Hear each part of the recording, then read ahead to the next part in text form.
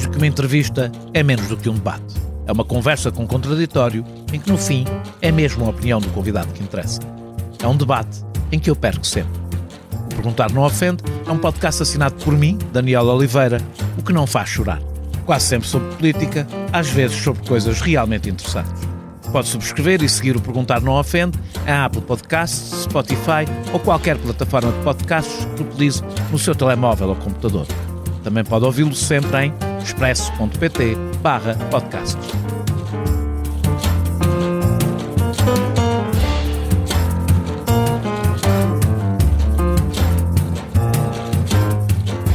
Há cerca de 15 dias, vários órgãos de comunicação social divulgaram uma investigação sobre o discurso de ódio nas forças de segurança. Apesar de não se tratar de um escândalo passageiro, aquilo a que chamamos de casos, o ódio veste farda obrigou a reações de várias forças políticas. Terá sido a primeira vez que a mesma investigação foi publicada num diário, num semanário e num jornal digital independente. Escrita a várias mãos, 2 por cada órgão de comunicação social. Este foi o primeiro trabalho do primeiro consórcio de jornalistas que se junta à academia para ganhar densidade e credibilidade. O consórcio junta neste momento 15 pessoas, entre investigadores académicos, jornalistas e vários que acumulam as 2 condições. São eles Filipe Teles, jornalista e cofundador do jornal digital 74, Pedro Miguel Santos e Ricardo Esteves Ribeiro, os 2 do Fumaça, sendo que o Ricardo já aqui esteve no Perguntar Não Ofende, Tiago Carrasco, repórter e freelancer, Paulo Moura, jornalista e professor da Escola Superior de Comunicação Social, Carla Batista e Dora Santos Silva, da nova FCSH, Cláudia Marques Santos, jornalista freelancer e professora na Lusófona, José Ricardo Carvalheiro, professor na Universidade da Beira Interior, João Figueira, jornalista e professor na Universidade de Coimbra e Ricardo Correia Afonso, o advogado deste projeto. A que se juntam os nossos 4 convidados de hoje. Marisa Torres da Silva é professora auxiliar no Departamento de Ciências da Comunicação da nova FCSH e trabalha sobretudo em torno do discurso de ódio. Paulo Pena é cofundador do consórcio internacional Investigate Europe, recebeu 2 prémios Gazeta e já aqui esteve para falar do seu livro sobre fake news. Pedro Coelho é jornalista da SIC, professor e investigador da nova FCSH e também recebeu 2 prémios Gazeta e é presidente da comissão organizadora do 5º Congresso dos Jornalistas. Por fim, Ricardo Cabral Fernandes, que é jornalista do 74 e tem-se dedicado a investigar a extrema-direita portuguesa e as suas ligações internacionais. O desenvolvimento a que assistimos no jornalismo de investigação no mundo inteiro adquire contornos mais agudos num país como Portugal, onde o mercado frágil tem ainda menos disponibilidade para explorar matérias jornalísticas complexas que exijam tempo, meios humanos, apetrechados e capacidade para resistir às pressões dos processos ou dos anunciantes. Foi este diagnóstico, expresso no manifesto do consórcio, que levou a juntar forças no momento em que o jornalismo atravessa a maior crise de credibilidade e sustentabilidade de sempre. Porque acreditam que o jornalismo é um trabalho colaborativo, não uma atividade solitária. E que a guerra por exclusivos, que interessa às empresas de comunicação social, mas não é relevante para quem quer informar, está a limitar a força do jornalismo em sociedades democráticas. Hoje, não os convidei para falar do trabalho que fizeram sobre o discurso de ódio nas forças de segurança. Para isso, basta lerem ou verem as reportagens do Expresso, Público, 74 e SIC. Leia o Expresso em primeira mão, onde quer que esteja. Assine o Expresso Digital e tenha acesso a todos os conteúdos exclusivos e leitura antecipada do semanário às 23 horas de quinta-feira. Apenas 1,35€ por semana, durante 2 anos. Todas as vantagens em expresso.pt/assinatura digital. Expresso. Liberdade para pensar. Hoje estão aqui para falar do seu consórcio. E mais importante ainda, do estado do jornalismo. Muito obrigado aos 4, penso que é a primeira vez que tenho 4 convidados ao mesmo tempo. Vamos ver como é que isto corre. Eu dirigirei perguntas, mas estão todos livres de participar, evidentemente, na conversa. Eu vou começar por ti, Pedro Coelho. Apesar de ter dito que não estou aqui para falar da investigação, falemos rapidamente dela, apesar de tudo, foi ela que vos deu a conhecer às pessoas. Teve um impacto superior ao que vocês esperavam? Sim, claramente. Nós sabíamos que o tema era um tema propício para esse impacto, mas ultrapassou todas as nossas expectativas, sobretudo as histórias nacionais, aquelas, falando agora pessoalmente, em que eu me tenho envolvido na qualidade de jornalista solitário, o impacto nunca é aquele que eu imaginava que pudesse ser. Desta vez eu pessoalmente fui surpreendido, e creio que aí posso falar por todos, fomos todos surpreendidos por isso. No entanto, não teve consequências políticas. O diretor nacional da PSP, por exemplo, continua no lugar. Magina da Silva nem sequer foi obrigado a pronunciar-se publicamente. Houve comunicados, mas ele não foi obrigado a pronunciar-se publicamente sobre o assunto. Aqui o que é extraordinário, de facto, é que isso tenha acontecido, mas também é extraordinário a capacidade que esta história teve de fazer com que todos necessariamente se tivessem que pronunciar, inclusivamente aqueles que durante a nossa reportagem fizeram questão de não se pronunciar, porque toda essa gente foi chamada a pronunciar-se a seu tempo e no tempo correto, e nunca o quiseram fazer, e depois foram obrigados a vir a público e a ter de falar sobre isso. Agora só interessa também que o jornalismo não se esqueça que isto aconteceu, para daqui a uns tempos avaliar o impacto como que realmente a história teve. Como tu sabes, é bastante habitual a inconsequência no jornalismo, ou seja, não continuar a seguir as histórias de que se fizeram. Infelizmente é verdade. Trabalhos, mas provavelmente teremos a oportunidade de falar disso na nossa conversa. Marisa, comecemos pelo mais simples. O que é exatamente este consórcio? Este consórcio parte de algo que eu e o Pedro temos trabalhado, mas obviamente agrega um grande conjunto de pessoas, e é um consórcio que se enraiza na ideia de trabalho colaborativo entre jornalistas de diferentes redações, mas também trabalho colaborativo com a própria academia. É também um dos vetores fundamentais deste consórcio. Essa era a minha questão, aliás, que eu tinha para te fazer. O que é que fazem exatamente os académicos neste projeto? O que é que a academia pode fazer, para além da formação, por este tipo de trabalho de investigação? Bom, eu acho que a academia e as universidades têm muito mais em comum com o jornalismo profissional do que aparentemente isso parece, passa a redundância. Há muito mais nestes dizer a antropólogos, conheço vários, costumo dizer a antropólogos que eles são jornalistas com muito tempo. Exatamente, às vezes nem com muito tempo, porque também os académicos têm muitas restrições de tempo, mas enfim, a ideia de trabalhar para o bem comum, a ideia de serviço público, a ideia também de regência por um certo código de ética, que hoje em dia também é muito valorizado no próprio trabalho de investigação académica, o ceticismo saudável, a reflexividade, o colocar questões, portanto tudo isso une estes dois mundos que não estão tão separados assim.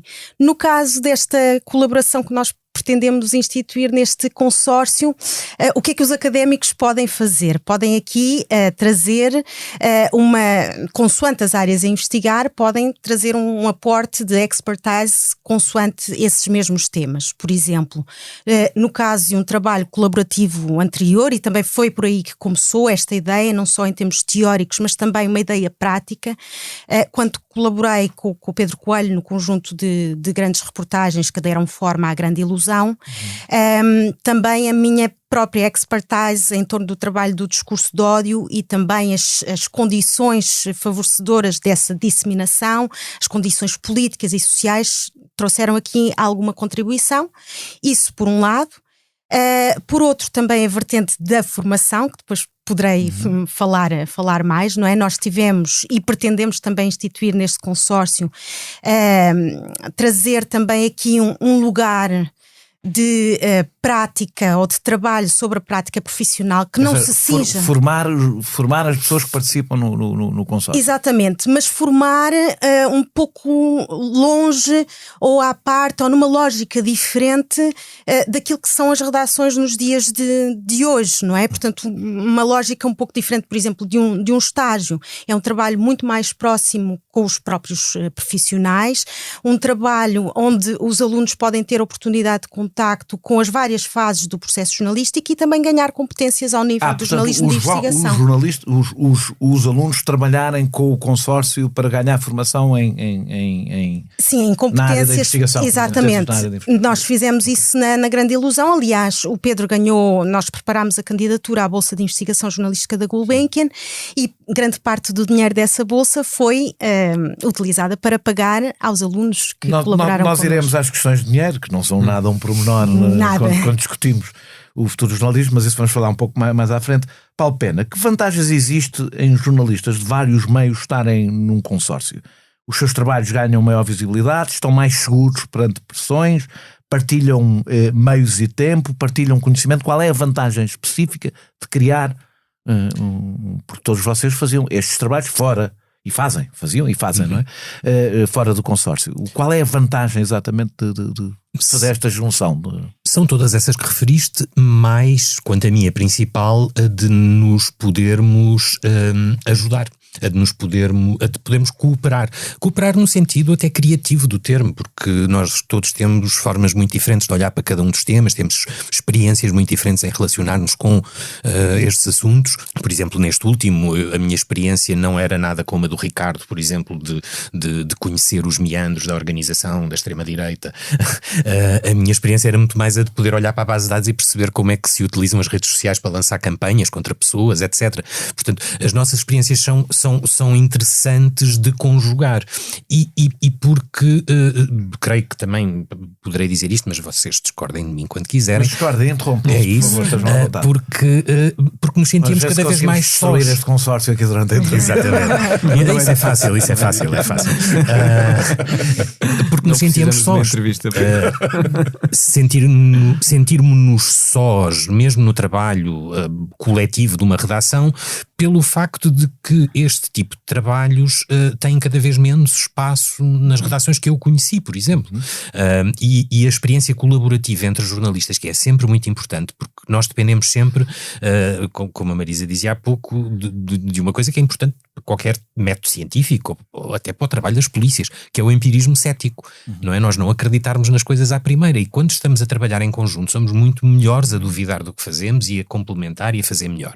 E isso é, quanto a mim, a principal vantagem de se poder fazer isto. E poder fazê-lo fora de uma lógica concorrencial é uma benção, porque nos ajuda a perceber que o importante ali é fazermos bem a história que estamos a fazer e darmos a leitores, telespectadores, ouvintes, um trabalho melhor.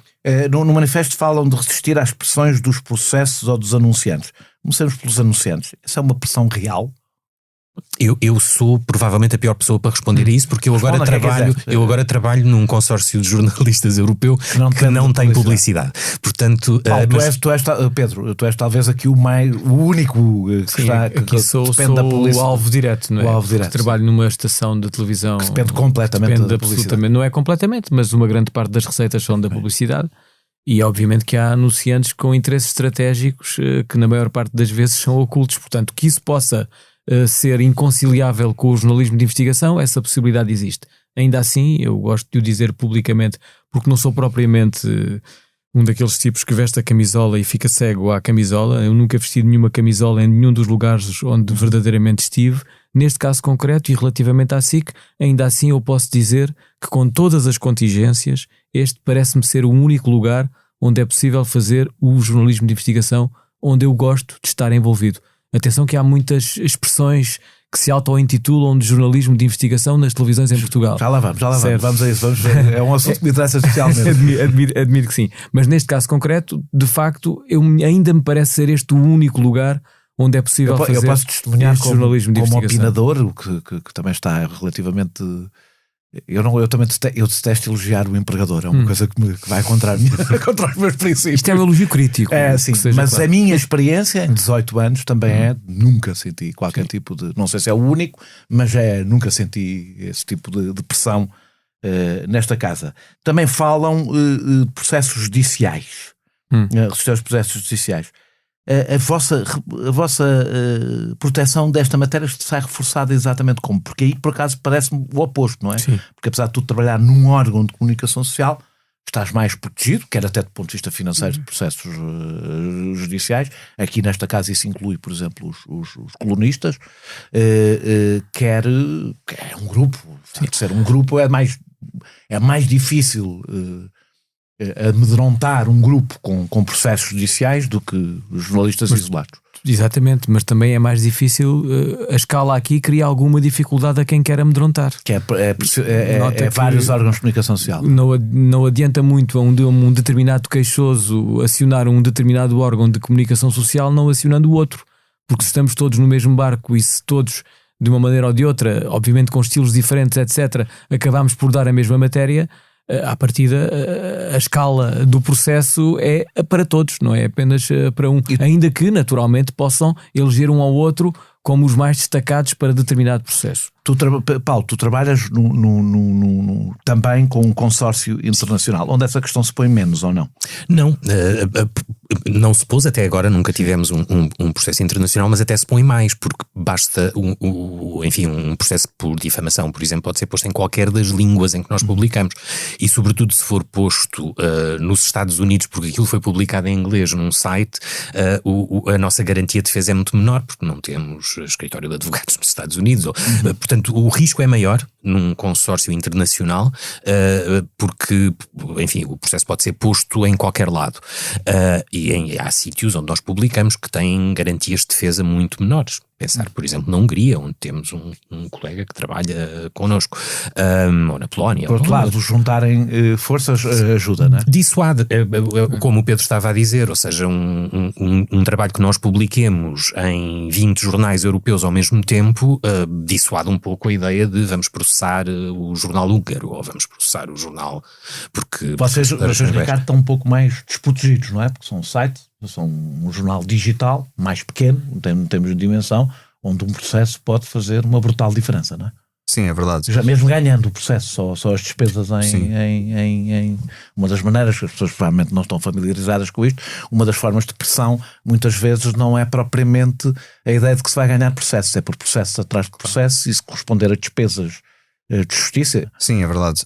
Neste primeiro ano e meio do 74 ainda não tivemos nenhum processo, tivemos só uma ameaça, mas isso está ao direito da pessoa, da instituição, portanto, tudo bem.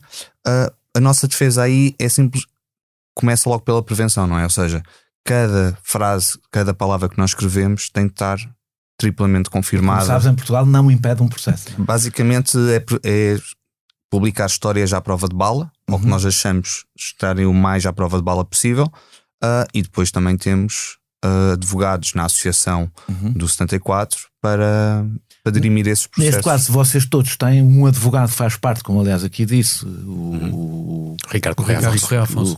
O Ricardo Correia Afonso faz parte desta, exatamente com essa função, não é? Ou seja, as histórias passarem também pelas mãos dele antes de serem publicadas, é isso? Que é o que nós já fazíamos cotidianamente, não é? Mas agora, com o Ricardo a fazer parte da associação, ele tem essa missão específica e ele é ainda por cima especializado nesta matéria, portanto eu acho que é mesmo o melhor apoio que nós poderíamos ter, é mesmo o Ricardo Correia Afonso. E a Isabel Duarte também, também está. Também nos tem ajudado muito nisso.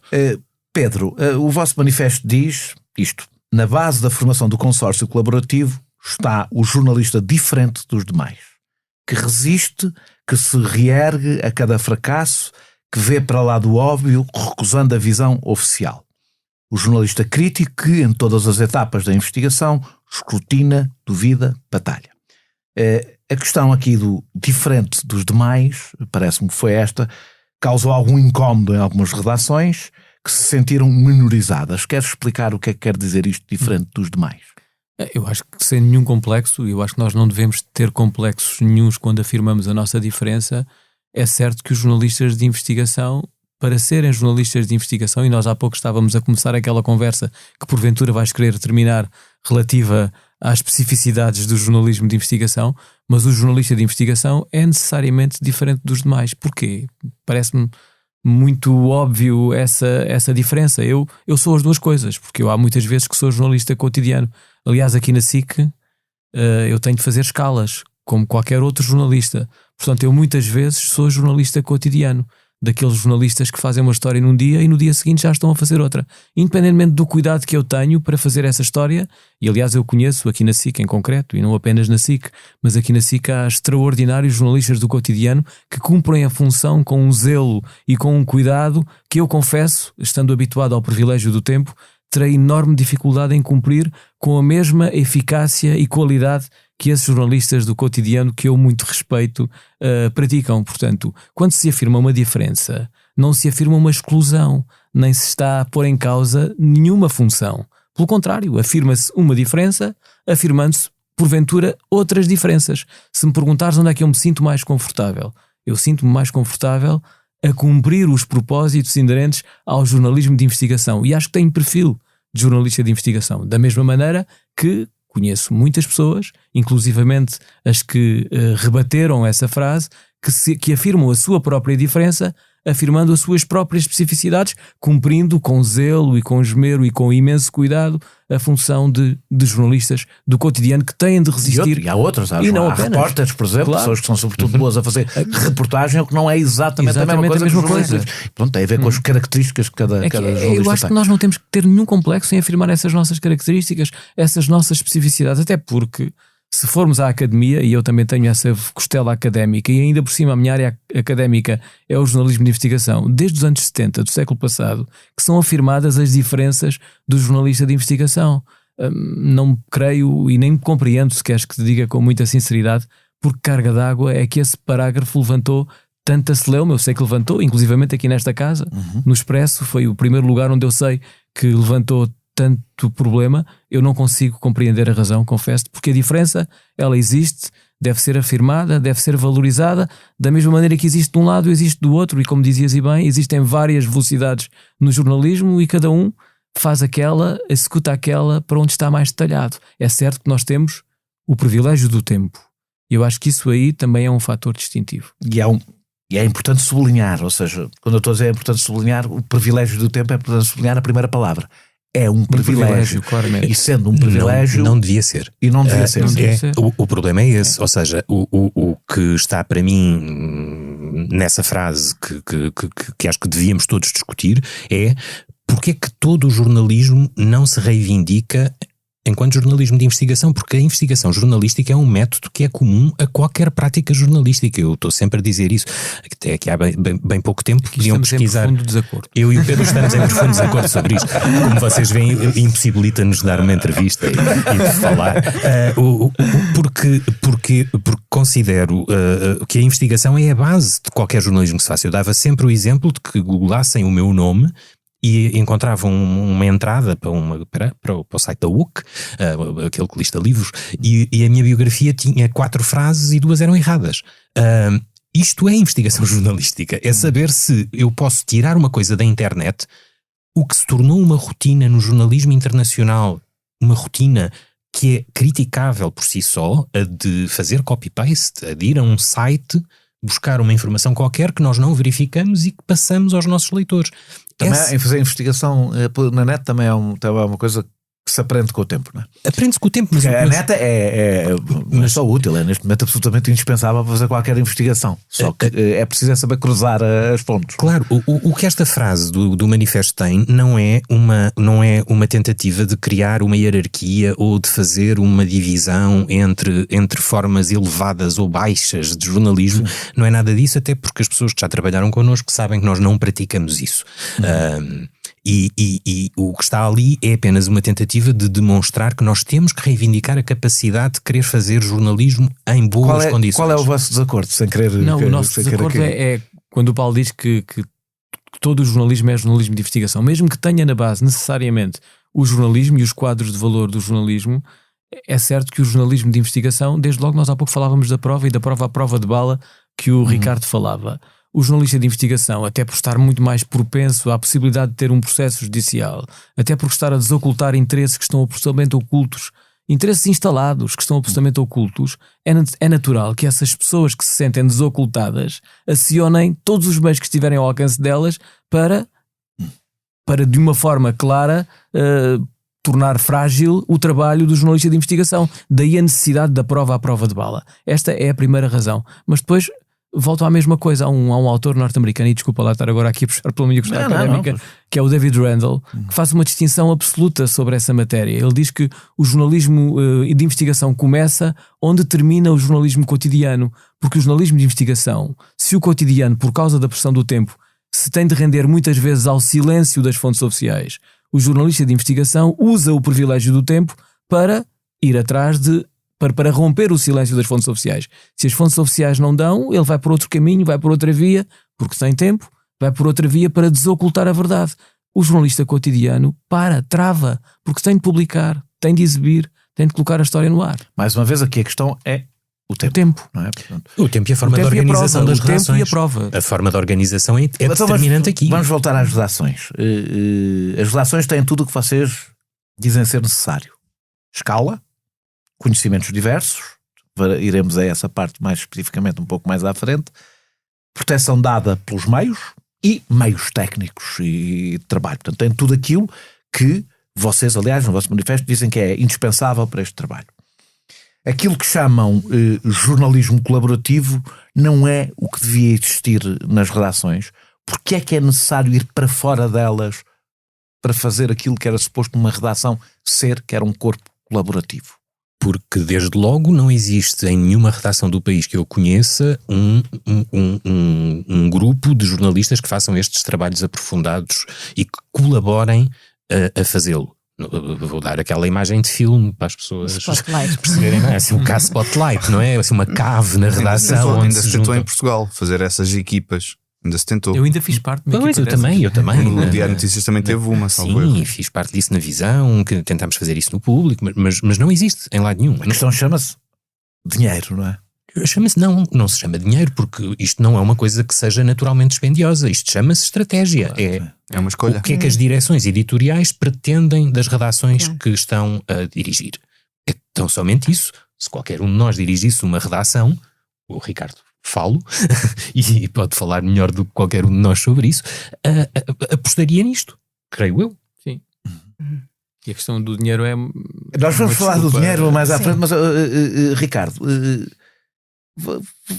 Ricardo e todos, até porque o Ricardo até terá menos essa experiência de um certo ponto de vista, vocês sentem que os jornalistas nas redações perderam a autonomia? Que há um processo de proletarização e atomização dos jornalistas? Claro. Eu quando pergunto a ti é porque imagino que o teu projeto, o projeto do 74, tenta contrariar essa lógica.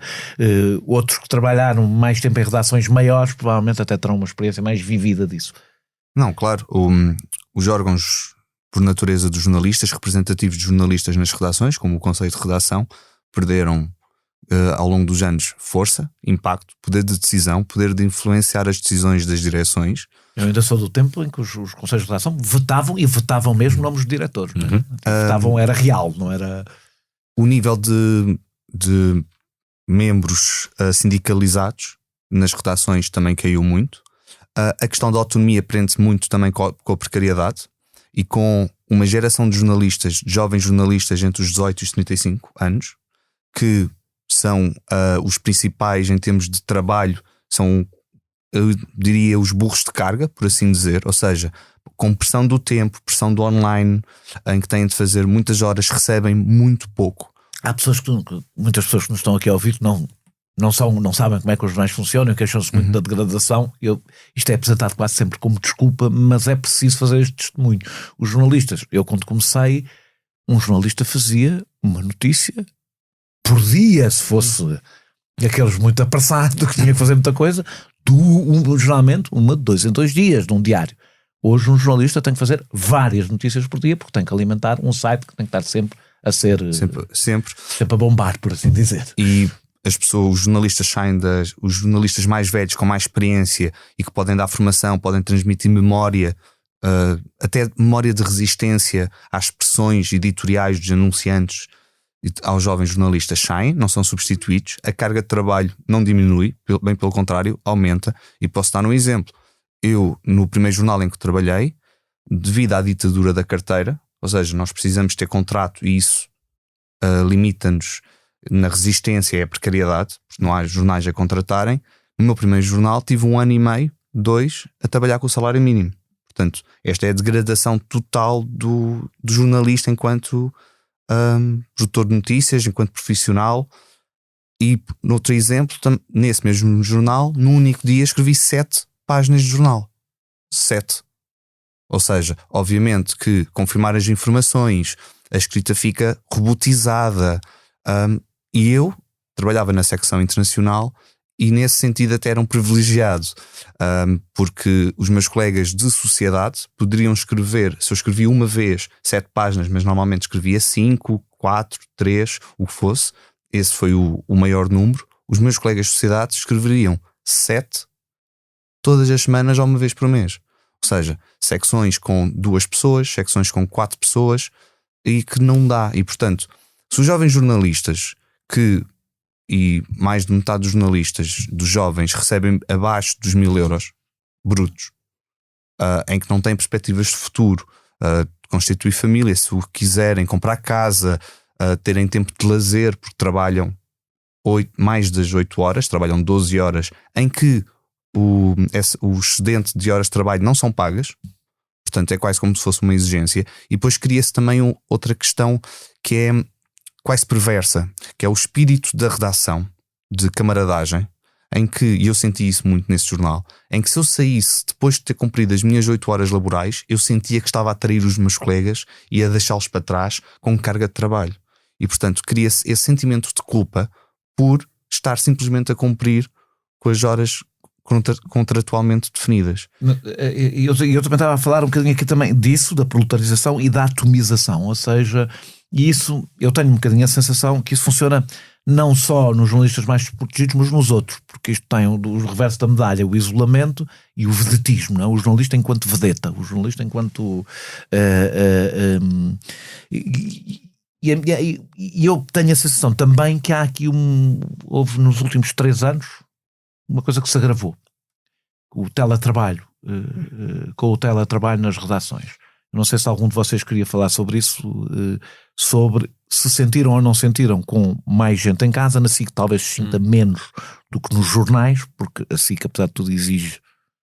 Os jornalistas têm uma televisão, exige questões técnicas. Nós tivemos muito teletrabalho aqui na SIC. Mas há pessoas que continuam em teletrabalho. Também aqui na SIC. E não achas que isso é um problema? Eu agora não quero que fales da SIC, mas posso falar da SIC ou do que tu quiseres. Eu publico raramente no Twitter, mas aí há uns tempos publiquei uma coisa que se gerou uma enorme celeuma. Eu tenho uma capacidade incrível de gerar polémica, mas não me importo nada com Podes isso. vir trabalhar no meu ramo. Exato. Isso que é de fazer. Não, mas escrevi uma coisa. Eu estava nos Açores num lugar magnífico e disse: se eu fosse jornalista em teletrabalho, este era o lugar onde eu gostaria de viver, porque estava sempre a olhar para aquela magnífica montanha. Mas o jornalismo não é coisa que se possa fazer em teletrabalho. Escrevi isto assim. E tive uma série de colegas meus, camaradas meus de profissão, de quem eu muito gosto, que me disseram: mas estás a ser ingrato para todos aqueles que estão em teletrabalho e estão a fazer jornalismo à mesma. Eu disse: não estão a fazer aquilo que o jornalismo nos exige. Não estão a contactar com as pessoas, a fazer reportagem, porque o género nobre do jornalismo é a reportagem. E nós estamos a deixar de fazer reportagem. Nas televisões, nós estamos a deixar de fazer reportagem. E junta-se outra coisa, que as redações é suposto serem corpos não é por acaso, aliás, que sempre foram em open space, por exemplo. É suposto as pessoas falarem umas com as outras e colaborarem umas com as outras, e isso faz. Isto é um bocadinho, mas eu acho que isto não se aplica só ao jornalismo, implica-se na generalidade das empresas. Boas ideias nascem a beber café ali a dizer disparates. E a dizer disparates. E eu reparei, por exemplo, isso era muito evidente, por exemplo, no internacional, em notícias onde é mais fácil as coisas passarem, porque já vêm mais ou menos trabalhadas, que houve um aumento de disparates nas peças, porque percebia-se que as pessoas estavam em casa, sozinhas. Não é? Sim. E não é só isso também. Eu sempre fui da secção internacional e com o desinvestimento nas redações e principalmente com o desinvestimento em ter correspondentes estrangeiros e depois também com a limitação com poucas pessoas nas secções de internacional das redações, a especialização diminui e, portanto, as narrativas impostas pela Reuters, AFP, Washington Post, New York Times, El País, são reproduzidas acriticamente porque o jornalista, dá credibilidade àqueles.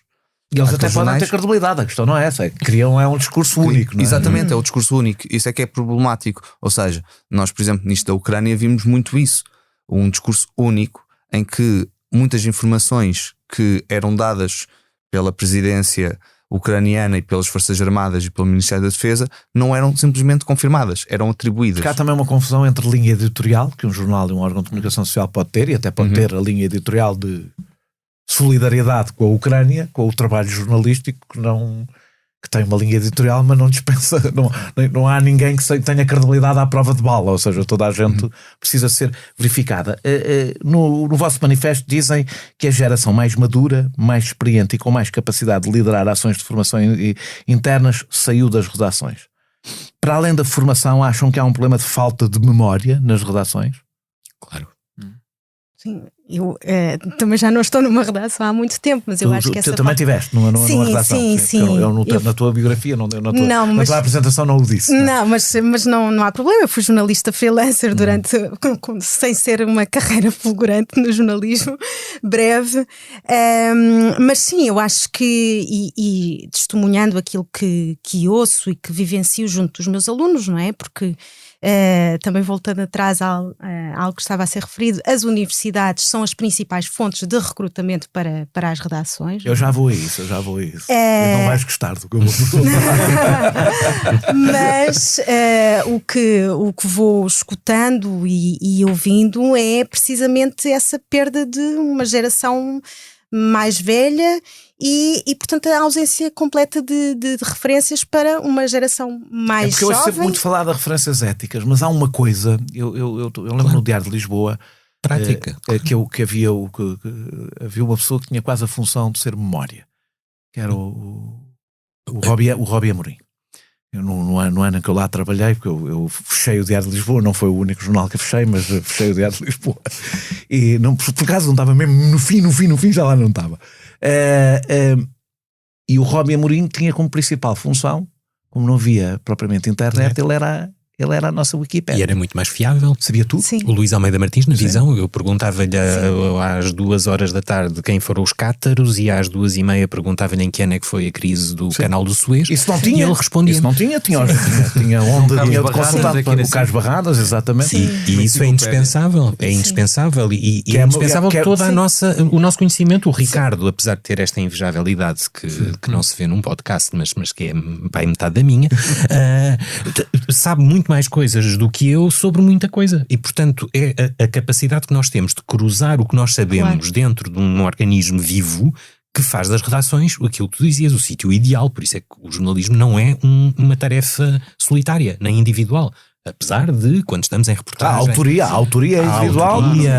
Há o nosso olhar, há tudo isso. E isso enriquece. Mas a redação é o espaço onde confluem essas coisas todas e que tem que ser esse espaço. Mas a redação, deixa-me só dizer isto, a redação está hoje muito mais silenciosa do que estava quando nós começámos na profissão.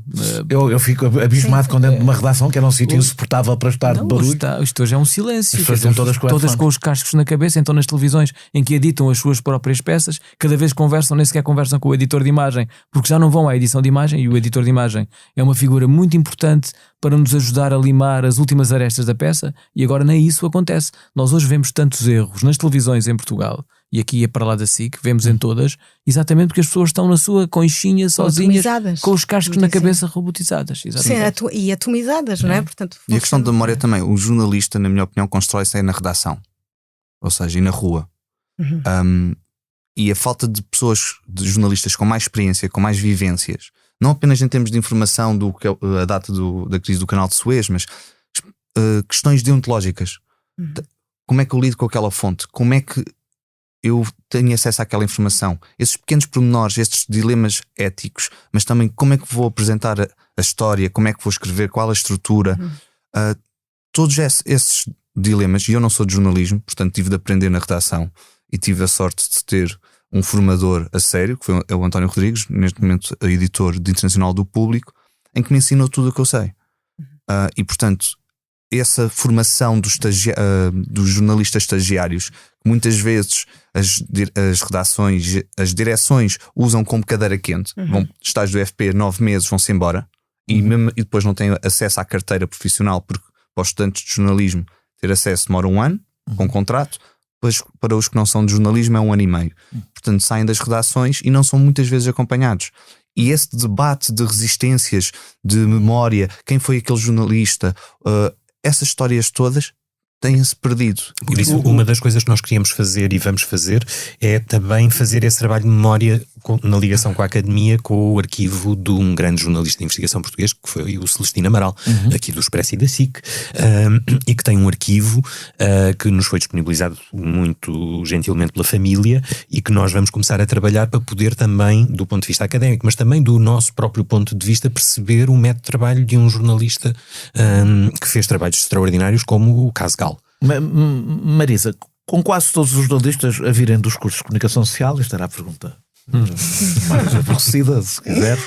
O problema não é apenas pouca diversidade geracional, mas também pouca diversidade de conhecimentos. A pergunta, portanto, é para ti, é porque ao deixarem de ser compostas por pessoas de várias origens académicas, e não só, e profissionais, eu quando entrei para as redações as pessoas vinham de sítios muito diferentes, umas com formação académica, outros sem formação académica, mas vinham de vidas profissionais e ou académicas muito diferentes, as redações não ficaram mais pobres, mais homogéneas na sua cultura. Eu lembro-me de haver alguém que tinha formação em Direito, outro que tinha mais formação em Economia, outro que tinha formação em História.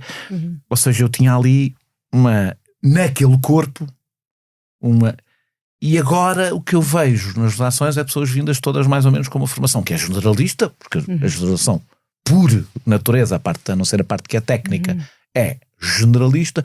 Todas, é importante ter pessoas generalistas, é fundamental, mas muito mais homogéneas. Os cursos de comunicação social não vieram criar um problema às redações? Sim, eu acho que... Portanto, eu estou a tentar pôr no desemprego. Não, e aliás eu sou, quando estou em contacto com os meus alunos e dou-lhes uma cadeira que vai deixar de ter esse nome, porque eu detesto esse nome, mas a disciplina chama-se Teoria da Notícia, parece assim uma coisa, Teoria da Notícia, uma coisa unívoca, portanto vai passar a chamar-se Fundamentos do Jornalismo. Eu tento precisamente dar aos meus alunos as competências para pensarem criticamente não só o jornalismo, mas também as condições em que se exerce. Eu acho que, apesar de reconhecer que essa diversidade ser menor nos dias de hoje, portanto uma homogeneização maior pelo facto das redações serem compostas por pessoas formadas em ciências da comunicação ou equivalentes, eu acho que essa diversidade ainda existe, porque basta pensar, por exemplo, no caso da Nova, existem alunos que fazem, por exemplo, formação em ciência política e tiram um minor em ciências da comunicação ou fazem um mestrado em jornalismo. Portanto, eu acho que continuam a chegar às redações pessoas com formações diversas, e eu acho que essa diversidade é importante para o jornalismo. Por acaso vínhamos a falar no carro precisamente sobre essa questão. A minha opinião é que o jornalismo só tem a beneficiar dessa formação diversificada, porque é uma profissão, por sua natureza, uma profissão aberta. Tem que ser. É uma das razões, por exemplo, quando eu entrei para o jornalismo, houve um referendo para a ordem, para haver uma ordem, e os jornalistas em boa hora votaram contra a ordem profissional, e uma das razões é o jornalismo deve ser uma profissão aberta, não deve ser uma profissão de... O decano... com porta aberta para entrar e também para sair. Para sair. O decano dos fundadores do Investigate Europe, que é o Harald Schumann, um jornalista alemão, é arquiteto paisagista e tornou-se um jornalista conhecidíssimo na Alemanha porque era o único que sabia explicar o que é que ia acontecer depois da crise de Chernobyl. Sim. Não, o jornalismo deve ser uma profissão aberta até pelo seu poder e pela questão democrática, ou seja, haver alguém que tem as chaves da porta do jornalismo é de um perigo enorme. Eu por acaso aqui gostava só de acrescentar uma nota que é um bocadinho contrastante com o que vocês estão a dizer, mas só neste sentido, que é de facto o jornalismo é uma das profissões mais complexas do mundo. Não há uma receita segura e firme e única para nós acedermos à profissão. De facto, não há. Mas o que é fundamental é que a complexidade do mundo seja explicada através de diversas lentes. E os cursos de ciências da comunicação dão ao aluno, futuro jornalista, a capacidade de utilizar diversas lentes para descodificar a complexidade do mundo. E depois tem outra coisa. Mas não sentes isto, por exemplo, que há que faz falta... Não é indiferente haver numa redação alguém que percebe a lógica do direito, não, ou percebe a economia. Daniel, eu acho que faz falta tudo, sinceramente. Ou seja, o Mário Mesquita uma vez dizia-me, o saudoso Mário Mesquita uma vez dizia-me, nós se vamos criar um jornalista que saiba de tudo, é um enciclopédico, e os enciclopédicos não seriam nunca jornalistas, diz-me o Mário Mesquita numa conversa que tivemos. Ora, o que está aqui em causa verdadeiramente, na minha ótica, é preciso que o jornalista, futuro jornalista, descubra a forma de descodificar a complexidade do mundo. Portanto, conheça o método. Conheça o método e exatamente o método, a forma que o aproxima mais rapidamente desse processo de descodificação.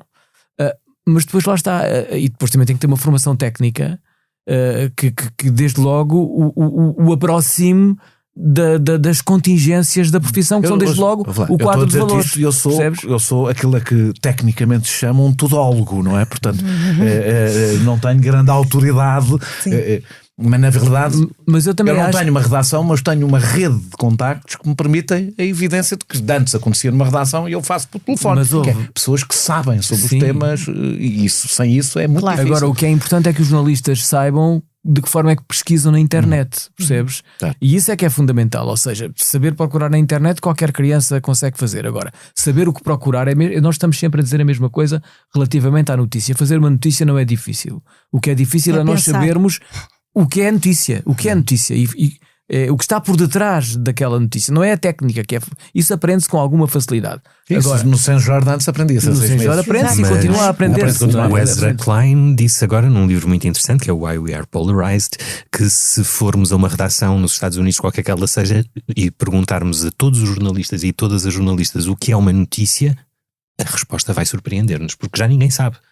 A ideia de que uma notícia é algo de importante, algo que nós temos o dever de dizer e de mostrar, é completamente diferente. Agora, uma notícia é isto gera conflito, isto vai pôr-nos o Chartbeat a subir, e isso é o que nos faz também perder a confiança das pessoas.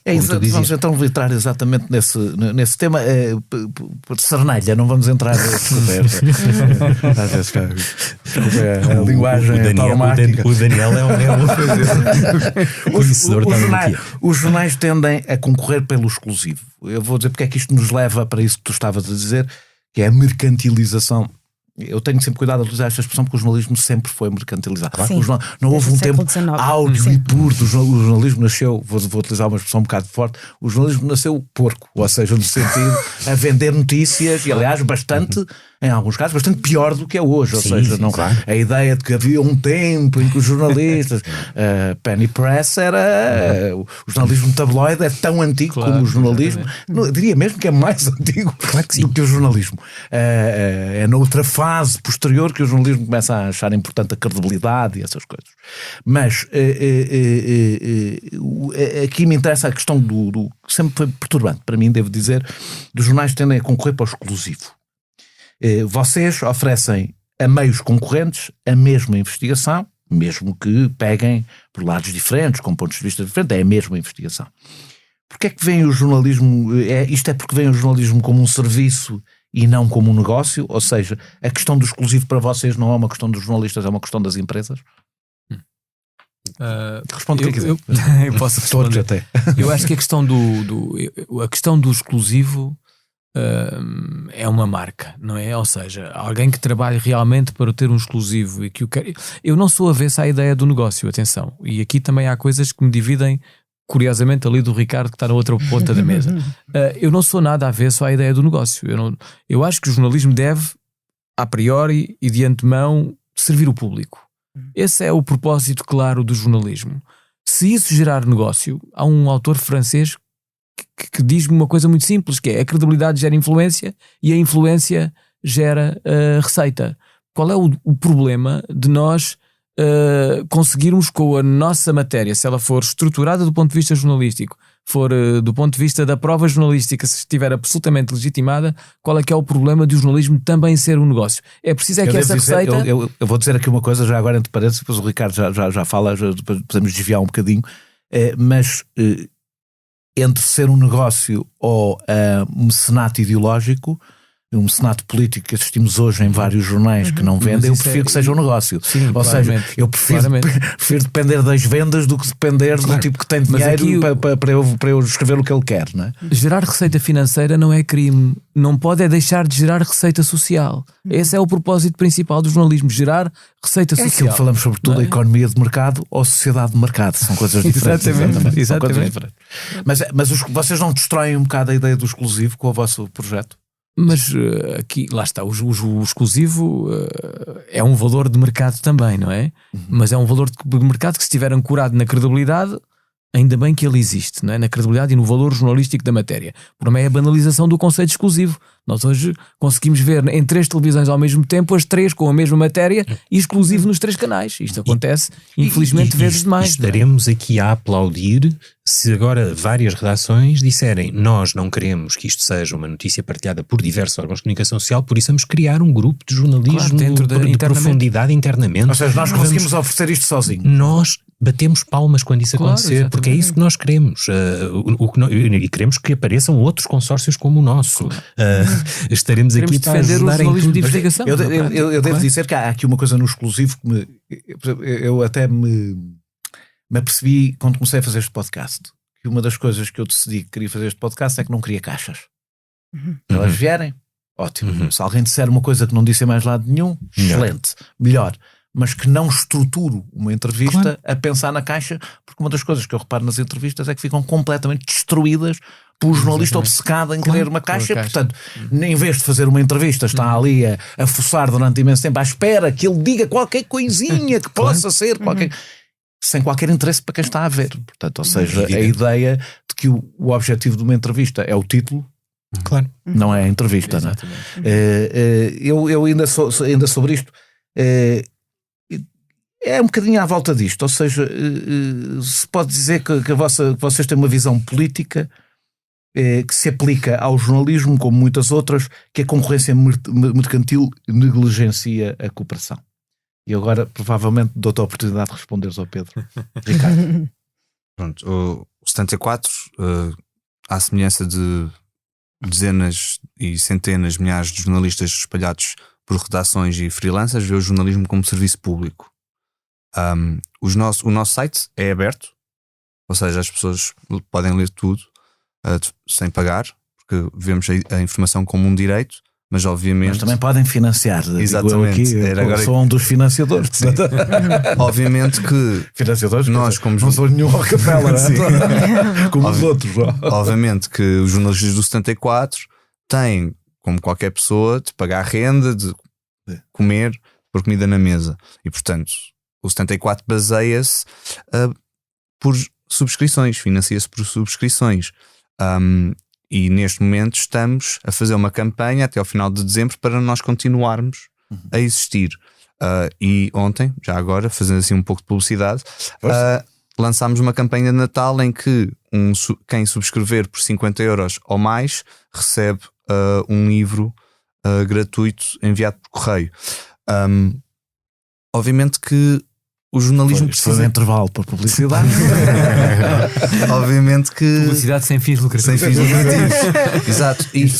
Exato. E é isto também que o 74 nós apelidamos de um mídia sem fins lucrativos, porque também queremos colaborar, e daí o jornalismo colaborativo ser estrutural na nossa linha editorial, que é o alternativo, no mainstream. Essa divisão não nos parece muito que faça muito sentido.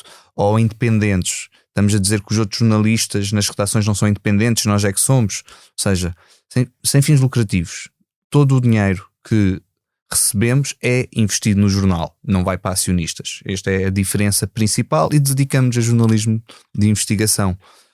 E acho que essa divisão entre o alternativo ou o independente, por um lado é ofensiva, porque eu trabalhei em jornais ditos mainstream e não senti diretamente a minha independência posta em causa. Portanto, não vou dizer que os outros jornalistas não são independentes. Por outro lado, também somos diferentes. Ou seja, somos diferentes porque não temos acionistas, queremos criar valor social, como o Pedro disse, com o jornalismo de investigação. E, portanto... Deixa-me insistir aqui para qualquer um de vocês nesta questão do exclusivo. As vossas investigações não diminuem a autonomia dos órgãos de comunicação social ou mesmo o pluralismo? Ou seja, quando vocês fazem uma peça que vai sair em vários órgãos de comunicação social, isto levanta duas questões. Uma, se os órgãos de comunicação social, que têm jornalistas no vosso, ou colaboradores ou do quadro, a trabalhar nessas investigações sentem-se no dever de publicar, ou seja, o trabalho de editor do próprio jornal perde força. 2, o mesmo olhar, mesmo que com poucas diferenças, sai em vários órgãos de comunicação social que têm linhas editoriais diferentes, etc. Se o vosso sistema colaborativo interjornais não põe, apesar de tudo, não diminui a autonomia e o pluralismo do jornal. Eu acho que não em nenhuma dessas situações, porque, ou enfim, eu escrevi para o Público, e o trabalho de edição feito no Público foi exatamente o mesmo que teria sido com qualquer outro texto que eu tivesse enviado, e portanto a forma como eu lidei com os editores do Público. Mas não há um momento em que o Público pode dizer, olha, nós interessávamos que agora tu fosses mais ver este ponto de vista que não está. O Público podia-me ter dito isso, não disse neste caso. Mas o que explica a resposta à tua pergunta é a parte anterior, que é, não, o que nós fazemos no consórcio, e vamos estar em desacordo várias vezes ao longo do futuro, e isso é muito saudável, vamos escolher assuntos que para nós, em conjunto, são importantes. E assuntos em que não podemos trabalhar sozinhos nas redações, ou que ganhamos mais em trabalhar em conjunto. Entre pessoas de várias redações, e essa importância relativa dos temas é o que justifica para nós o trabalhar em consórcio. Vai ser sempre isso. Lá está a resposta à pergunta: isto é uma notícia, ou isto é importante e deve ser feito. É por aí que se justifica. E já agora, só uma nota sobre isto, que é o seguinte: eu acho que isto é um privilégio para as redações, porque nas redações ninguém consegue. Eu, por exemplo, faço jornalismo de investigação na SIC. A SIC não tem forma, eu não consigo fazer trabalhos sozinhos. A complexidade dos trabalhos é de tal ordem que eu não tenho conhecimento suficiente, nem sequer do ponto de vista, agora nestas matérias que fizemos, era preciso haver aqui algum conhecimento de jornalismo de dados. O Filipe Teles, do 74, está a fazer uma formação nessa área e claramente está vocacionado para trabalhar nessa área. É um complemento extraordinário. E a SIC não teve que pagar ao Filipe Teles para fazer... A SIC, por acaso, pagou. Eu não queria falar de dinheiro, mas não pode ter um Filipe Teles na redação. Não pode. E aqui na SIC nem há disponibilidade, porque toda a gente está muito ocupada.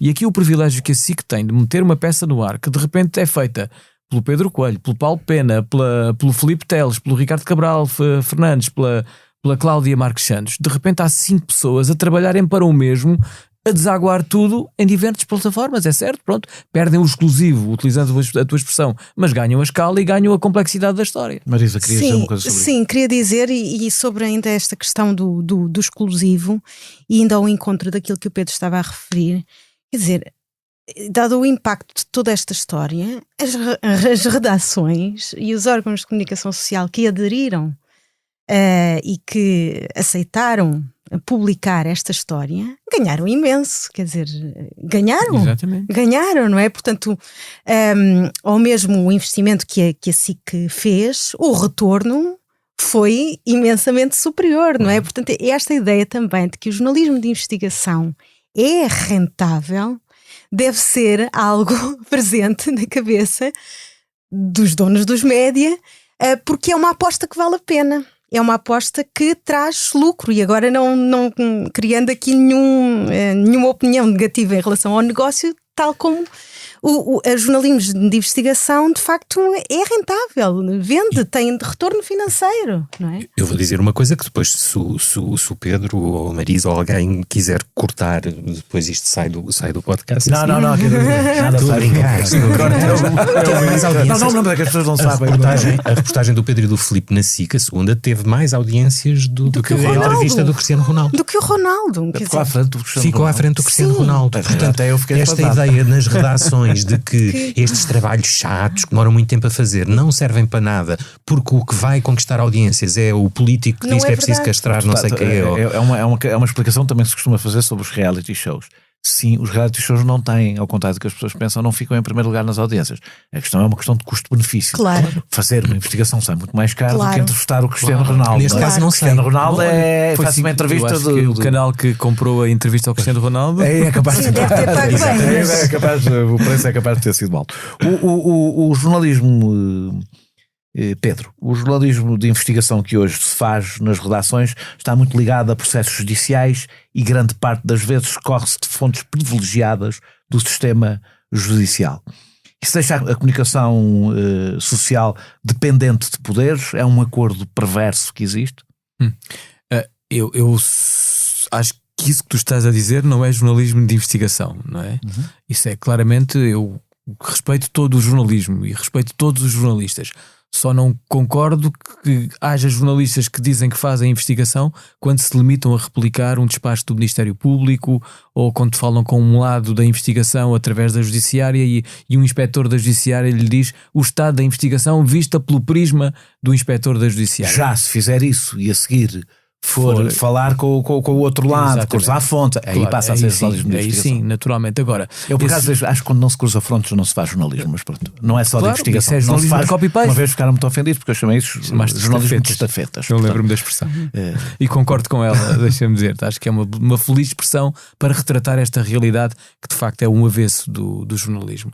Mas a tua pergunta é exatamente... Era se tu achas que isso é um acordo perverso que hoje existe entre... Falando do jornalismo destes, Sim. tem a ver com questões criminais e de investigação, não há outro tipo de perversidades, mas neste caso, se isto não é um acordo perverso que hoje existe entre a comunicação social e o sistema judicial. Sim, eu acho que sim. Acho que há aqui uma fórmula inquinada de promover o poder judicial. Ou seja, eu dou-te o exclusivo, tu ficas com esta informação, mas ficas até mas passas a minha versão da história. Enquanto não é? passas a minha versão da história. Exatamente. E com um reflexo que é bastante visível, acho eu, que é o de que isso serve também para vários setores do sistema judicial desculparem antecipadamente os seus falhanços. Exatamente. Porque criam, Tratam através do julgamento na comunicação social. Fazem o julgamento na comunicação social e ao mesmo tempo fazem a desculpa do falhanço antes dele ter acontecido, para que a opinião pública pense que aquelas pessoas estavam a tentar descobrir a verdade, mas foram maniatadas. Aliás, desastroso para a própria justiça, porque as pessoas ficam sempre com a sensação que as coisas não acabam em nada e não resultou em nada. Completamente. Eu acho que é muito importante que nós nas redações, e por isso é que são organismos coletivos que deviam ter essa riqueza, falemos sobre isso. Da mesma forma que eu criticava há pouco, não se deve fazer jornalismo copy-paste, eu copiar o jornal A a dizer que descobriu qualquer coisa, porque eu não sei como é que o jornal descobriu essa coisa e, portanto, eu como jornalista tenho que poder provar aos meus leitores que eu descobri aquela coisa, não foi o jornal não sei quê. Mas existe mais ou menos nesta norma, se foi publicado pode ser usado. Exato. Mas não é verdade, isso não é verdade e contraria o método jornalístico. E da mesma forma eu não posso dizer que o político A ou o empresário B é corrupto ou é qualquer outra coisa, porque houve uma investigação judicial que eu não sei como é que foi feita. Por isso, entre outras razões, é que eu ajudei a fundar o Projeto Inocência em Portugal, porque eu acho que nós temos que olhar criticamente para a forma como... O Projeto Inocência é um conjunto de jornalistas e juristas que faz a análise de casos de pessoas que se dizem condenadas injustamente. E nós só publicamos nos casos em que podemos provar que a condenação foi injusta. Só fizemos isso 2 vezes até agora em Portugal. E não há o risco aí não ia por aqui, mas de se substituírem à própria justiça? Não, estamos a fazer o que deve ser sempre feito, que é o controlo do poder que nós, enquanto sociedade, damos ao sistema judicial para condenar pessoas. Nós temos que controlar esse poder. Era outro debate, podíamos ficar aqui horas que era outro. Desculpem, não, é outro debate, não sentido. É que os jornalistas meteram na cabeça que o único poder que têm que escrutinar é o poder político. Exatamente. Não têm que escrutinar o poder empresarial, não têm que escrutinar o poder judicial, que o seu papel meteram na cabeça que são contra-poder e, portanto, contra-poder é contra o poder político. O que é, aliás, bastante perverso do ponto de vista democrático. Claro que sim. O único poder que escrutinam é aquele que é eleito. Fiz muito do tempo não quer dizer que não devam política. escrutinar, não é? Evidentemente têm que escrutinar. Fiz durante muito tempo política nas redações e sempre me confrontei com isso, que não há nenhuma pulsão especial para nós avaliarmos, até porque filo durante uma altura em que o poder político estava completamente, enfim, diluído num poder económico que levou a uma crise como a que nós vivemos em 2007, 2008 e por aí adiante, que esse não era de todo escrutinado. Eu lembro-me nas redações, os bancos estão ótimos, os bancos portaram-se bem. Vocês vivem em realidades muito diferentes, para além da Marisa, que é académica, o Ricardo dirige um jornal digital independente, o Paulo está ligado a outros consórcios, E és freelancer neste momento? Não. Eu tenho uma bolsa do Investigate Europe, que é o que me... Quando eu digo freelancer, não tens vínculo a nenhum órgão de comunicação social, e o Pedro trabalha numa redação da SIC. Portanto, acho que temos aqui todos os cenários possíveis. Conhecem várias modalidades e todas se deparam com dificuldades financeiras, talvez menos a academia, também tem as suas. Também tem as suas, mas muitas. Eu sei. Não estava a querer diminuir, mas não é para amanhã. Já aqui tive uma conversa com o Ricardo Costa exatamente sobre este assunto, sobre a questão do modelo. Podemos chamar-lhe um modelo de negócio ou modelo de financiamento, se não quisermos utilizar a expressão negócio. Em que modalidades cada um de vocês acredita que o jornalismo pode ter viabilidade? Imagino que vão dizer todos que em várias, mas se conseguirem aqui dar esta resposta, garanto-vos que saem daqui mais ricos porque vão resolver o problema. Mas como é que vocês veem este problema e como é que veem que onde é que estão as saídas, as portas de saída para esta questão que se tem chamado a questão do modelo de negócio, mas o modelo de viabilidade financeira que o jornalismo vive? Bom, para além da óbvia que nós já falámos e estamos todos e todas de acordo sobre isso, que o jornalismo pode ter rentabilidade própria como tinha no passado, interessando a pessoas que queiram pagar pelo que consomem dos meios de comunicação social, e esse deve ser sempre o primeiro objetivo, é tentar vender os jornais. Significa fechar os sites, não é? Significa que os sites podem funcionar de outra maneira, mas este modelo não vai ser sempre um modelo exclusivo de financiamento. Há formas, por exemplo, há várias, e o Investigate Europe usa muito isso, há várias formas de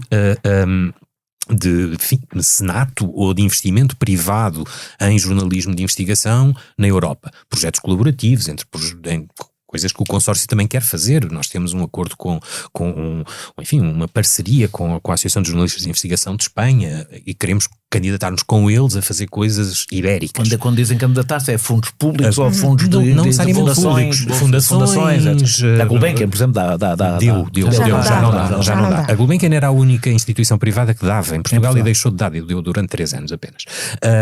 Mas esse é um problema em Portugal em concreto. Que ele criava claro.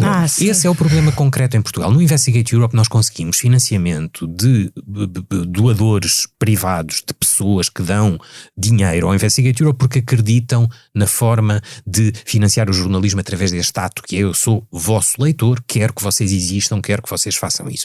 Em Portugal isso é muito difícil. Portugal tem uma questão de escala. Portugal tem uma questão de escala. Mas quando estamos a falar de escala não é só 10 milhões, não é a escala, é o número de pessoas que lêem notícias. E é o número de pessoas que têm capacidade financeira para o fazer também, mas também entre... Eu vejo isso para a quantidade de coisas que eu tenho que dar dinheiro para conseguir ter um conjunto de coisas, torna-se difícil. Mas entre o pequeno grupo de pessoas que pode dar dinheiro para que isso aconteça, dar dinheiro ao 74, ao Investigate Europe, ou ao Projeto Inocência, tudo, esse grupo de pessoas, além de ser muito pequeno, é renitente em dar, e temos que saber lidar com isso. Ou seja, temos que saber perceber o que é que temos de fazer para que as pessoas, enfim, ganhem esse hábito de financiar órgãos de comunicação social. E depois, a terceira, para acabar, eu já estou a falar há muito tempo, a terceira, que eu vou dizer, e provavelmente toda a gente vai discordar de mim à volta desta mesa, é o financiamento público.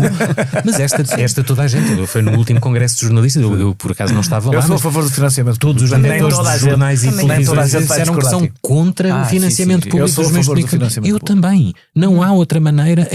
Pode ser um financiamento público indireto, como Sarkozy fez em França. Fiscais, por exemplo, ou apoio à assinatura.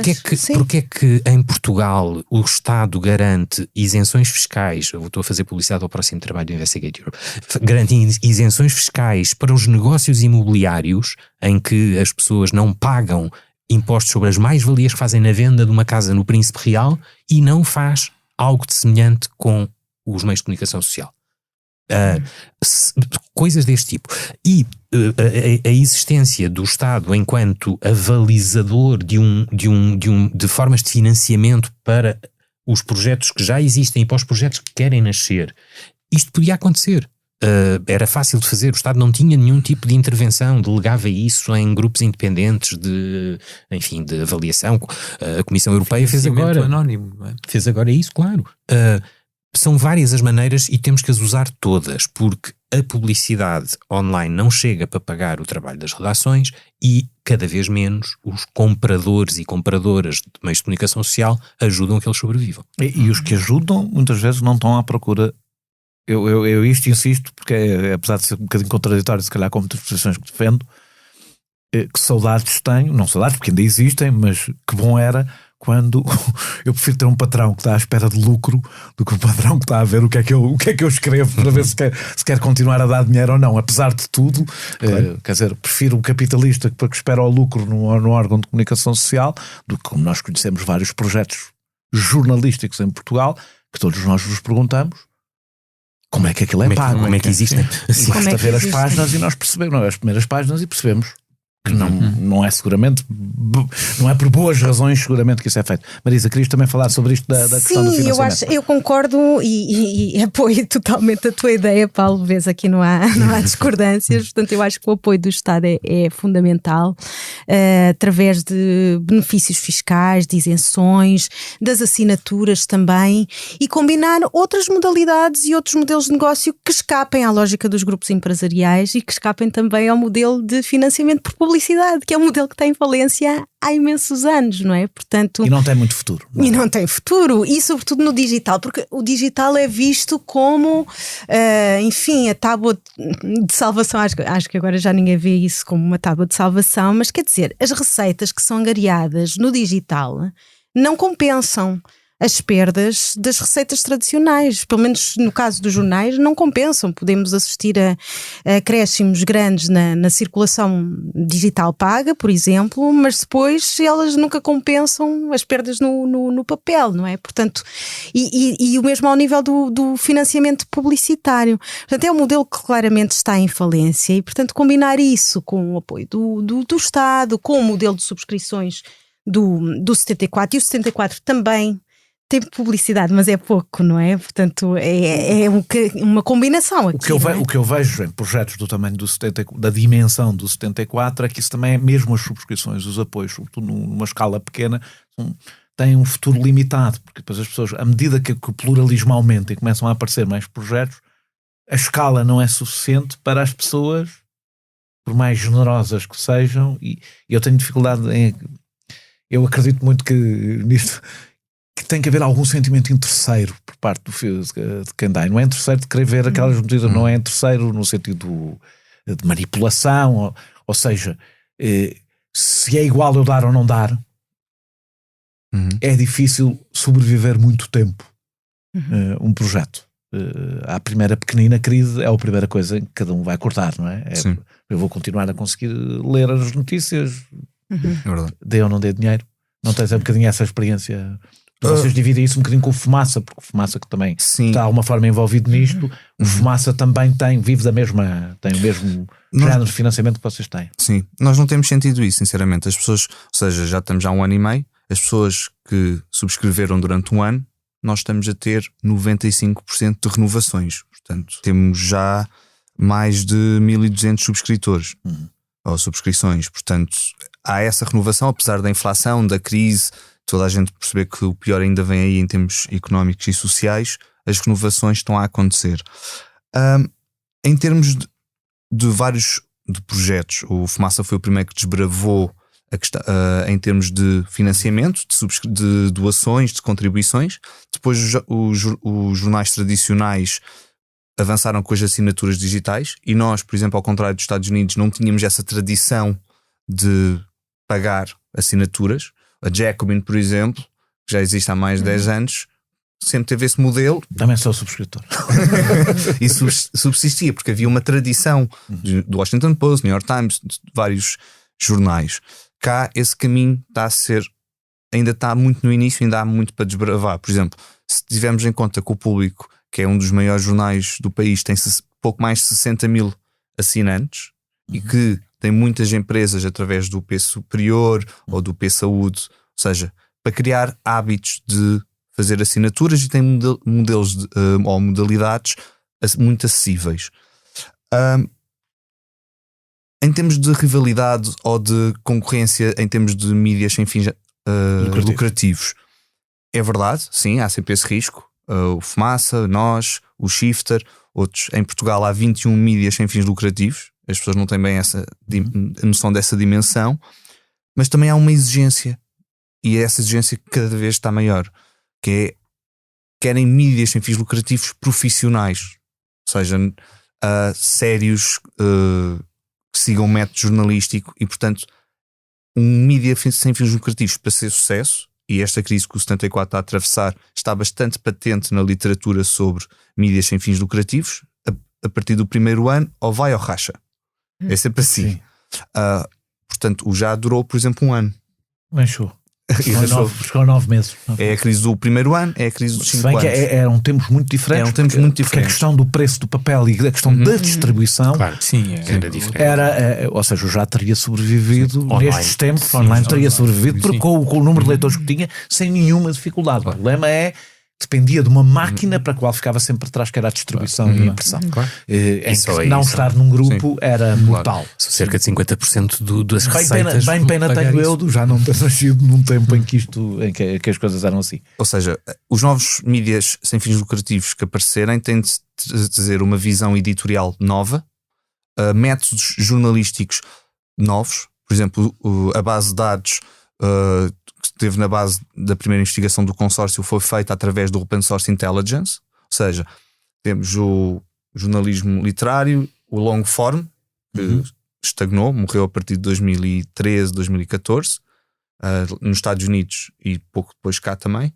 Temos o jornalismo de dados e depois temos o jornalismo de Open Source Intelligence, ou seja, usar fontes públicas, redes sociais, bases de dados. Vivemos no capitalismo de dados e, portanto, para avançar com as investigações. E a base de dados foi precisamente isso. Ou seja, um projeto jornalístico novo tem de trazer, apesar de uma linha editorial nova, novos métodos inovadores e depois também melhorar em termos de abordagem aos leitores de formato, ou seja, o formato digital, e nós no 64 queremos também melhorar isso, que o jornal, na minha opinião, o melhor jornal digital neste momento é o Público. Sim.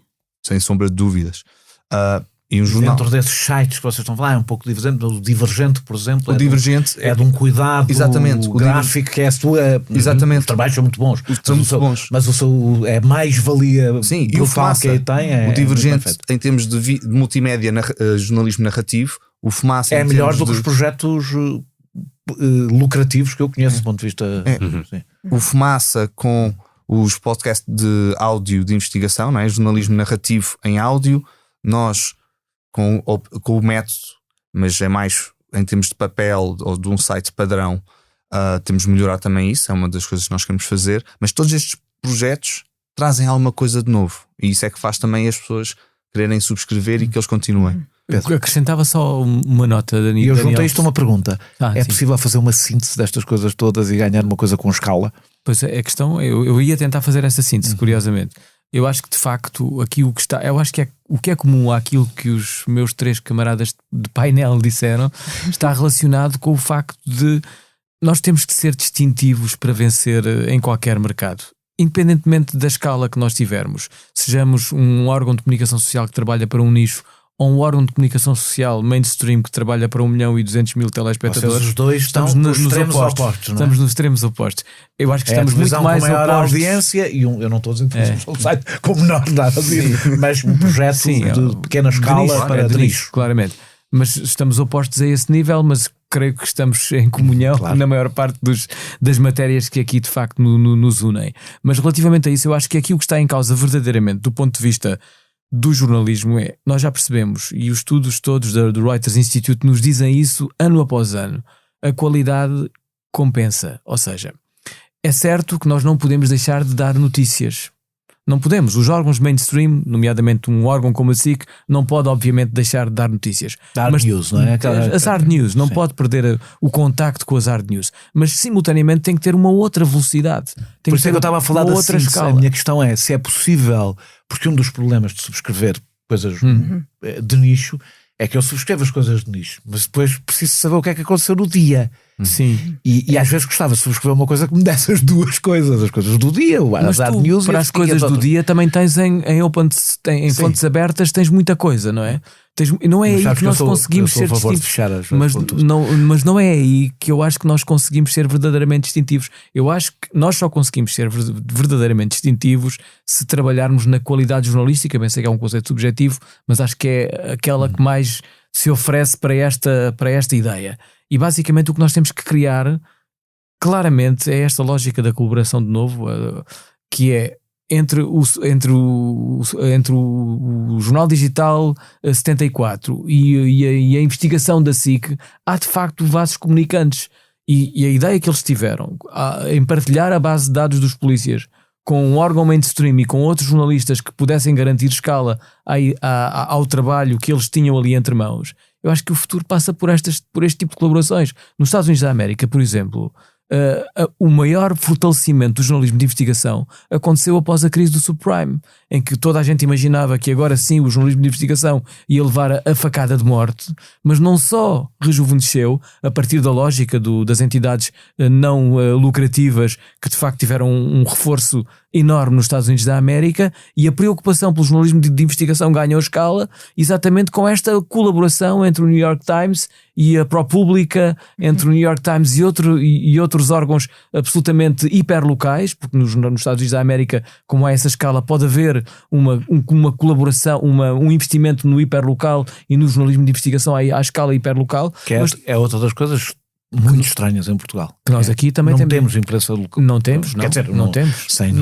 Sem querer apocar ou diminuir a imprensa local que existe. Há 3 ou 4 regiões no país. O Algarve tem, a região de Leiria tem, muito dependente das autarquias muitas vezes, o que é um problema, não é evidente? É um problema. Mas aqui e de empresários locais, o que também é outro problema, que é, claro, é um poder muito próximo, não é? Mas aqui só para termos esta lógica, e na lógica da síntese que pedias, eu acho que nesta lógica entre o nicho e o mainstream há vasos comunicantes que têm que ser fortalecidos e explorados. Eu acho que nós demos também aí, sinceramente, um bom exemplo com esta história da investigação dos polícias. Marisa, tu achas que este tipo de colaboração poderá ajudar a resolver a questão financeira? A minha dúvida sempre em Portugal é mesmo a questão da escala. Uhum. Ou seja, eu sempre, cada vez que penso em soluções, penso, isto para os Estados Unidos não era mau, mas quando mesmo a imprensa local nós temos um problema de escala. A Espanha tem imprensa local, tem jornais locais que vendem mais do que os nossos jornais nacionais, muito para lá da dimensão do país. Nós temos mesmo um problema de escala do ponto de vista financeiro. Eu acho que sim, mas quer dizer, este tipo de colaborações também pode captar outras lógicas de financiamento para além daquelas que foram referidas aqui, como por exemplo a fundos europeus, não é? Há vários programas competitivos de financiamento que, angariando um consórcio, não é? Que se junte e queira colaborar, podem assim concorrer de forma competitiva a um consórcio, por exemplo, ibérico, não é? Também nós estamos em contacto com a API, que é a Associação de Periodistas de Investigação espanhóis, precisamente para podermos lançar as bases, para termos uma base para concorrer a esses programas de financiamento. Mas eu acho que de facto há um problema de escala aqui. É preciso combinar vários modelos, várias soluções, até porque Portugal, e falaste há bocado do Reuters Institute e do Digital News Report, Portugal é um dos países da Europa onde há uma menor disponibilidade para pagar por notícias, né? Ao contrário de outros países, por exemplo, do norte da Europa, em que essa disponibilidade é muito... E isso resulta de questões financeiras e de cultura. E de cultura, não é? E de cultura cívica, os hábitos de leitura também importam aqui bastante, não é? Portanto, e de mobilização política também, não é? Portanto, há todo um contexto que explica esses números que são muito diferentes daqueles que encontramos noutros países europeus. Mas ainda assim, eu acho que apesar dessa baixa disponibilidade para pagar por notícias, eu acho que projetos como o 64 ou como o Fumaça, que ofereçam algo distintivo, ou não só projetos alternativos, que não são alternativos como dizia o Ricardo, não é? Agora não fomentando, mesmo no mainstream, não é? Eu acho que as pessoas estão dispostas a pagar por algo que seja diferente, que ofereça uma mais-valia, e estão com essa vontade, não é? Não é a ideia de se ofereça às pessoas aquilo que elas querem, mas eu acho que as pessoas querem jornalismo de qualidade, não é? E, portanto, estão disponíveis para pagar. Sim, eu diria até também que há um distanciamento entre as notícias e o interesse dos leitores. Por exemplo, no caso das televisões, foi durante muito tempo pandemia, e havia interesse, mas depois foi guerra, depois foi incêndios durante algum tempo, depois guerra, com comentadores. Sabes que isso é uma coisa interessante, porque levaria a outro debate que tem a ver com a tendência, curiosamente, quanto mais tempo nós temos ciclos de 24 horas e cada vez mais monotemáticos. O que é um bocadinho, parece um pouco contraditório, e que eu acho que tem a ver exatamente com a lógica mercantil levada ao extremo. A ideia de que nós nós criamos um hábito nas pessoas. Não é só o que elas querem, as pessoas estão ansiosas, eu ofereço-lhes ansiedade, elas ficam mais ansiosas, eu ofereço-lhes mais ansiedade, e as pessoas ficam ali e é verdade que, e no caso da guerra da Ucrânia, não é mentira, é quase um vício da violência, não é? Essa das imagens e até da comoção. E da comoção, não há obrigatoriamente uma coisa. Eu, por exemplo, era verdade que a dada altura do período de guerra tu falavas de qualquer outro assunto e as audiências vinham por aí abaixo. E a pessoa pensava, mas como é que as pessoas aguentam tanto tempo a ver a guerra? Não querem. As que não aguentavam desligavam, deixavam de ver. As que aguentavam ficam. As pessoas desligam-se, já não conseguem aguentar mais os assuntos monotemáticos ou a cobertura monotemática. Depois também o fim a fragilização crescente da empresa local, ou seja, as notícias são cada vez menos distantes ou mais distantes das pessoas e da sua vivência pessoal. E isto, comecei há uns dias a ler um livro sobre isso, e este fenómeno aconteceu muito nos Estados Unidos na década de 70. Uma das soluções para que os jornais Washington Post e New York Times arranjaram foram as revistas de domingo, mas com artigos mais de profundidade, mais terra a terra, jornalismo literário, o novo jornalismo, para captarem o público. E através disso depois liam as hard news, mas iam por outros lados. Curiosamente, cá há uma televisão, por exemplo, que passa muita informação local e próxima, que é o Correio da Manhã TV. A questão é que parece que o jornalismo da coisa local e pequena e próxima ficou acantonado naquilo que podemos chamar de jornalismo tabloide, e que o jornalismo chamado sério, e que eu também pode chamar de jornalismo sério, abandonou esse quinhão importante, que é a vida próxima das pessoas. Se bem que há alguns projetos, eu não sei se vocês têm alguém ligado à Mensagem também de Lisboa, não tem? Não. A Mensagem não. Enfim, foram convidados. Sim. A Mensagem é um jornal online de Lisboa. O problema aí, que devia estar na cabeça de todas as pessoas, que todos os cidadãos e cidadãs deste país, é que há estudos nos Estados Unidos sobre como a falência dos jornais locais levou a um aumento da corrupção, levou a um aumento dos problemas judiciais até com as suas próprias vidas. As pessoas têm que perceber isso, que a existência de órgãos de comunicação social independentes, capazes de fazer controlo sobre a vida pública, tem um impacto nas vidas delas. Portanto, quando nós vemos os jornais a desaparecerem, ou os locais, ou os nacionais, ou os regionais a desaparecerem, estamos a aumentar aquilo que é a nossa própria má consciência sobre o país, e isso é que tem que estar na cabeça das pessoas. A nossa função aqui não é de estar a convencer as pessoas a assinar meios de comunicação social só para garantir a sobrevivência da coisa, é porque ela tem uma utilidade social. Vou-vos fazer uma pergunta, nunca se deve acabar uma entrevista com uma pergunta que as pessoas provavelmente não vão responder, mas eu vou fazer isso, que é, se me podem dizer qual é a próxima investigação. Isso nós não vamos poder responder por uma razão muito simples. Ainda não sabem? Ainda não sabemos. Okay. Muito obrigado aos 4 por terem aceitado este meu convite. Nós regressamos brevemente com outro convidado ou convidada. Este episódio teve a produção e edição de João Martins, música de Mário Lajinha, grafismo de Tiago Pereira Santos, a partir de ilustração de Vera Tavares.